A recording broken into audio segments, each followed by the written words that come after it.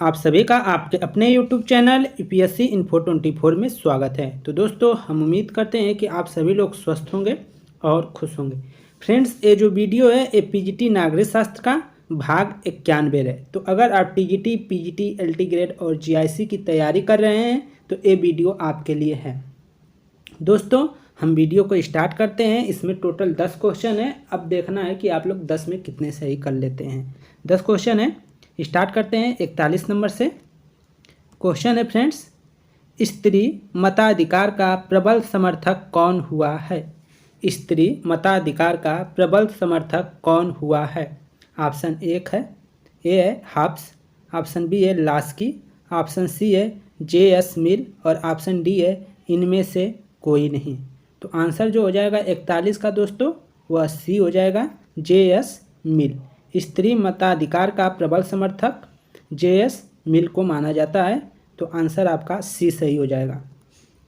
आगे देखिए 42 number question, कार्य संबंधी प्रतिनिधित्व का क्या अर्थ है? कार्य संबंधी प्रतिनिधित्व का क्या अर्थ है? ऑप्शन एक है, ए है सरकारी अधिकारियों का प्रतिनिधित्व, सरकारी अधिकारियों का प्रतिनिधित्व, बी है व्यवसाय के आधार पर प्रतिनिधित्व, सी है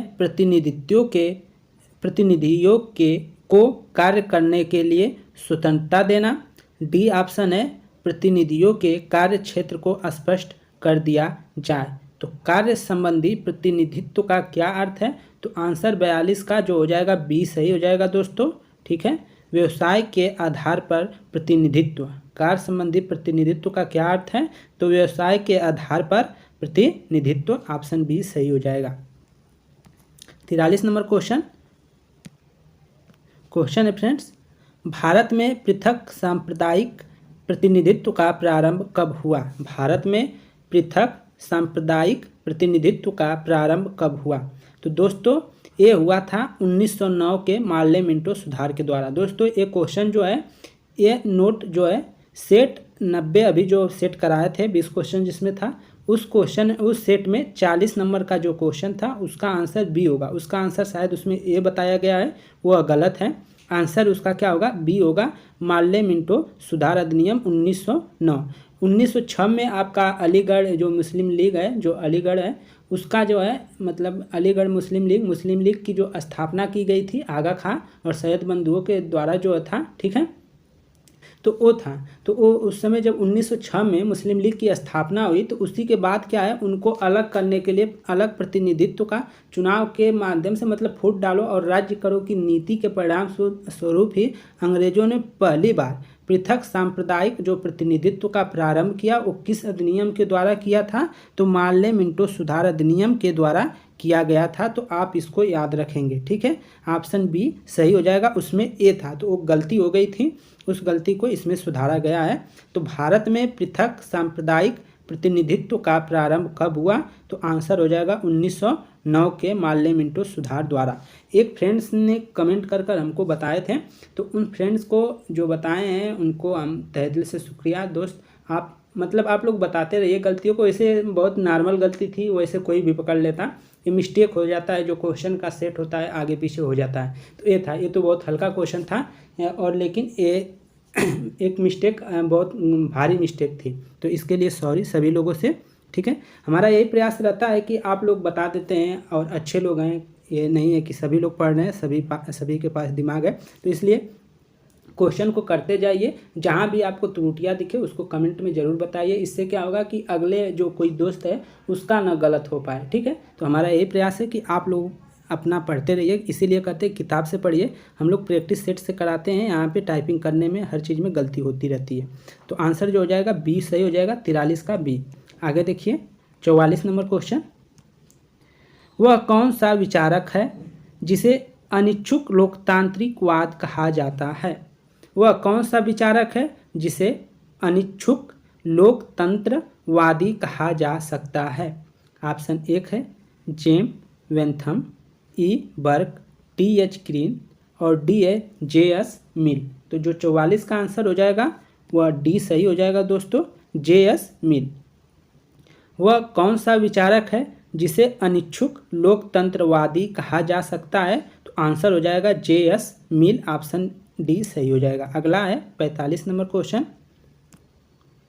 जनमत के निर्माण में समाचार पत्रों की महत्वपूर्ण भूमिका बताते हुए एक विचारक ने समाचार पत्रों को प्रजातंत्र का धर्म ग्रंथ कहा है। इस विचारक का नाम बताइए। ऑप्शन एक है Gettell, B A Garner, C A Lippmann, D A इनमें से कोई नहीं। तो 45 का जो आंसर हो जाएगा वह सी सही हो जाएगा, लिपमैन। जो आंसर हो जाएगा दोस्तों क्या हो जाएगा?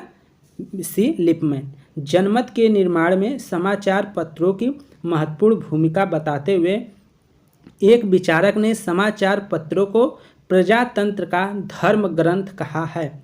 तो किसने कहा है प्रजातंत्र का धर्म ग्रंथ समाचार पत्रों को?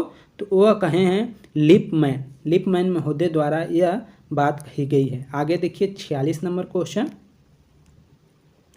निम्नलिखित में से कौन सी उदारवाद की विशेषता नहीं है? निम्नलिखित में से कौन सी उदारवाद की विशेषता नहीं है, ये आपको बताना है। उदारवाद एक परस्पर विरोधी और अव्यवस्थित दर्शन है। और बी है उदारवाद सापेक्ष स्वतंत्रता का समर्थक है जो सामाजिक रुचियों के लिए खतरनाक है। सी है उदारवादी व्यक्तिगत धारणा है कि राज्य एक आवश्यक बुराई है जो कि गलत है। उदारवादियों के अनुसार राज्य की संपत्ति के बाद व्यक्तिगत खुशी और सफलता आएगी। उदारवादियों के अनुसार राज्य की समाप्ति के बाद, संपत्ति नहीं, समाप्ति के बाद व्यक्तिगत खुशियाँ और सफलता आएगी। तो जो 46 का आंसर हो जाएगा वह दोस्तों डी सही हो जाएगा। ठीक है, डी वाला सही होगा कि उदारवाद की विशेषता नहीं है तो वो डी है। ठीक है, और बाकी के सब विशेषताएं हैं। तो क्या क्या है विशेषताएं? उदारवाद एक परस्पर विरोधी और अव्यवस्थित दर्शन है। उदारवाद सापेक्ष स्वतंत्रता का समर्थक है जो सामाजिक रुचियों के लिए खतरनाक है। और सी है जो उदारवादी व्यक्तिगत धारणा है कि राज्य एक आवश्यक बुराई है जो कि गलत है। तो ये तीनों के तीनों जो है विशेषताएं हैं, और जो नहीं है वो ऑप्शन डी आपका नहीं है, वो गलत है, यही वाला सही हो जाएगा।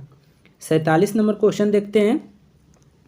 उदारवाद इंग्लैंड में ही क्यों फला फूला? उदारवाद इंग्लैंड में क्यों फला फूला? दोस्तों इसका लॉन्ग टाइप क्वेश्चन भी पूछता है। ऐसा क्वेश्चन आपको जब आप मेंस लिखने जाते हैं तब उसमें आपको देखने को मिलता है। ठीक है, 47 नंबर क्वेश्चन है। तो 47 नंबर का जो आंसर होगा वो कौन सा होगा ये बताना है। ऑप्शन एक है क्योंकि इंग्लैंड में पढ़े लिखे लोग बहुत ज़्यादा थे, क्योंकि इंग्लैंड में औद्योगिक क्रांति हो चुकी थी, क्योंकि इंग्लैंड में राजतंत्र था, और 47 है क्योंकि वहाँ एक प्रबल मध्यम वर्ग था। तो आंसर जो हो जाएगा डी सही हो जाएगा दोस्तों, क्योंकि वहाँ एक प्रबल मध्यम वर्ग था। दोस्तों इसमें एक और आंसर होने का उम्मीद है, वो था क्योंकि इंग्लैंड में औद्योगिक क्रांति हो चुकी थी, ये भी था। लेकिन जो अच्छा आंसर होगा हमारे दिमाग से यही होगा क्योंकि वहाँ एक प्रबल मध्यम वर्ग था। ठीक है, ये आंसर हो जाएगा डी। ठीक है, इसको ज़रूर आप एक बार कमेंट कर बताइएगा। आगे है 48 नंबर क्वेश्चन। उदात्त उदारवादी आर्थिक स्वतंत्रता किनके लिए चाहते थे? उदात्त उदारवादी आर्थिक स्वतंत्रता किनके लिए चाहते थे? सभी वर्गों के लिए, गरीबों के लिए, मध्यम वर्गीयों के लिए, उपयुक्त में से किसी के लिए नहीं। तो 48 का जो आंसर हो जाएगा वो सी हो जाएगा, मध्यम वर्गों के लिए या मध्यम वर्गीय के लिए। उदात्त उदारवादी आर्थिक स्वतंत्रता किनके लिए चाहते थे? आंसर हो जाएगा मध्यम वर्गीय के लिए। अगला क्वेश्चन 49 नंबर। मनुष्य की चेतना उसके सामाजिक अस्तित्व का निश्चित नहीं करती। मनुष्य का सामाजिक अस्तित्व उसकी चेतना का निश्चय करता है। किसने कहा था? क्वेश्चन क्या है कि मनुष्य की चेतना उसके सामाजिक अस्तित्व का निश्चय नहीं करती। मनुष्य का सामाजिक अस्तित्व उसकी चेतना का निश्चय करता है। किसने कहा था? ऑप्शन एक है मार्क्स ने, ऑप्शन बी है लेनिन ने, ऑप्शन सी है रॉबर्ट ओवेन ने, ऑप्शन डी है सेंट साइमन ने। तो जो आंसर हो जाएगा 49 का दोस्तों वो कौन सा हो जाएगा? तो 49 का आंसर ए सही हो जाएगा, मार्क्स ने। ठीक है, मार्क्स ने हीगल के जो है सिद्धांत को पलट दिया था और यह माना था कि मनुष्य की चेतना उसके सामाजिक अस्तित्व का विनिश्चय नहीं करती, वरना उसके आसपास जो भौतिक वातावरण होता है उसी से व्यक्ति की चेतना का जो है निर्माण होता है, आसपास के भौतिक वातावरण से। ऐसा क्या है कि मार्क्स का कहना था, कथन था। आगे देखिए 50 नंबर क्वेश्चन, निम्नलिखित में से कौन सा कथन सही है? निम्नलिखित में से कौन सा कथन सही है? ऑप्शन ए देखिए, सभी साम्यवादी समाजवादी हैं, लेकिन सभी समाजवादी साम्यवादी नहीं हैं। ये आंसर ठीक लग रहा है। ऑप्शन बी देखिए, सभी साम्यवादी समाजवादी नहीं हैं, लेकिन सभी समाजवादी साम्यवादी है। ये तो गलत है भाई। सभी साम्यवादी समाजवादी नहीं है और सभी समाजवादी साम्यवादी नहीं है, तो ये दोनों गलत है। उपयुक्त में से कोई सही नहीं है, तो आंसर जो जाएगा ए के साथ जाएगा। 50 का ए आंसर हो जाएगा। ठीक है, कि सभी साम्यवादी जो है समाजवादी हैं, लेकिन सभी समाजवादी साम्यवादी नहीं हैं। ऐसा क्यों? कि जो साम्यवादी होता है दोस्तों, वो थोड़ा सा कड़क टाइप का है, थोड़ा सा, लेकिन समाजवादी में ज़्यादा उदारपन है, तो ये आपको देखने में मिलेगा। तो लेकिन जो साम्यवादी होते हैं वो समाजवादी कह सकते हैं, लेकिन सभी समाजवादी को साम्यवादी नहीं कह सकते, क्योंकि साम्यवादी में समाजवादी तो हो सकता है, लेकिन समाजवादी में साम्यवादी नहीं हो सकता। ऑप्शन ए सही हो जाएगा। तो फ्रेंड्स, ये 10 क्वेश्चन यहीं पे समाप्त होते हैं।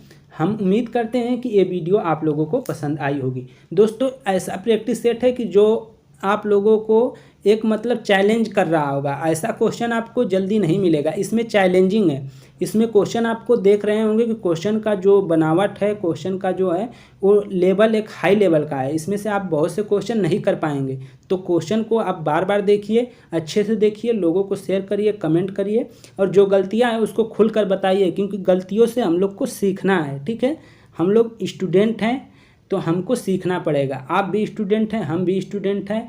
ऐसा नहीं है कि हम पढ़ा रहे हैं तो हम स्टूडेंट नहीं। हर कोई ज़िंदगी भर कुछ ना कुछ सीखता रहता है, तो इस प्रकार आजीवन सब लोग स्टूडेंट ही हैं। ठीक है, तो मित्रों, हो सकता है कि हम किसी विषय में आपसे ज़्यादा जानते हो, आप हमसे किसी विषय में ज़्यादा जानते हो, तो ये जो शेयरिंग है, शेयरिंग चलती रहनी चाहिए, और गलतियों को निकालते रहिए आप। ठीक है, आपके जो भी गलती निकालेंगे तो हमारे पे दबाव बनेगा, और हम अच्छा सोचेंगे कि और कंटेंट को पढ़कर अच्छे से लाएं, जो थोड़ी भी त्रुटियां ना हो। तो आप लोगों का जो ये सपोर्ट मिलता है, आप लोग जो कमेंट कर बता देते हैं, उसके लिए आपको दिल की गहराइयों से दोस्तों, दिल की गहराइयों से धन्यवाद। सभी लोगों को तहे दिल से शुक्रिया। तो दोस्तों नमस्कार, आप लोग देखते रहिए हमारे चैनल को।